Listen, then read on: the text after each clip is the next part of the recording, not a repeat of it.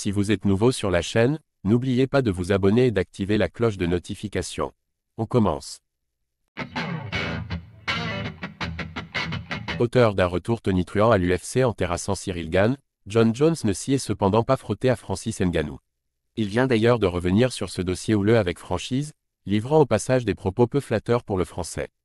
Dans la plus pure tradition du storytelling à l'américaine, son retour à la compétition ne pouvait sans doute pas se révéler plus beau. Après 3 ans d'absence et de nombreux déboires avec la justice, Jon Jones a immédiatement renoué avec la victoire à l'UFC. Passé entre-temps dans la division poids lourd, il s'y est même emparé d'emblée de la ceinture de champion en ne faisant qu'une bouchée de Ciryl Gane.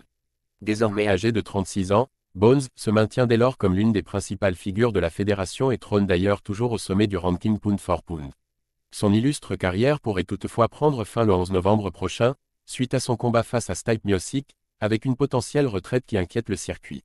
De quoi laisser un regret persistant chez pléthore de fans. Jon Jones cache sur Francis Ngannou et son combat contre Ciryl Gane. S'il pourrait donc se retirer en tant que roi des lourds, Jones le ferait sans avoir jamais affronté un certain Francis Ngannou. Alors que les clans des deux hommes continuent à se chauffer. Dans ce contexte, beaucoup rejettent désormais la faute sur l'Américain vis-à-vis de ce choc avorté. De passage dans le podcast Overdogs, ce dernier est cependant venu contredire cette version en rétablissant sa vérité.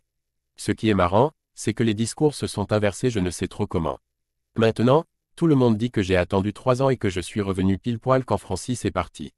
Mais ce n'est pas vrai. Quand je suis revenu, Francis était toujours dans le roster et j'aurais très bien pu être son dernier combat à l'UFC. Au lieu de ça, il a refusé et Ciryl Gane a pris sa place. Logiquement, Jones fait de son rival camerounais le principal coupable dans ce feuilleton. Soi-disant ouvert à un duel face à lui à son retour, il l'accuse de s'être purement et simplement défilé.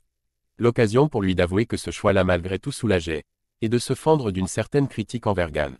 Je suis revenu en étant prêt à affronter Francis Ngannou, c'est la vérité. Par contre, je ne vais pas mentir. Savoir qu'au final, j'allais affronter Ciryl Gane plutôt que Francis, c'était plutôt sympa. Autrement dit, Gigi considérait Gane comme un adversaire beaucoup plus abordable que Ngannou, qualifiant même l'affiche de l'UFC 285 comme sympa. Force est néanmoins de constater que ses propos sur Bon Gamin se sont vérifiés en mars dernier. Si son duel tant attendu contre Francis Ngannou paraît de plus en plus improbable, Jon Jones assure qu'il n'est pas celui à blâmer dans cette histoire.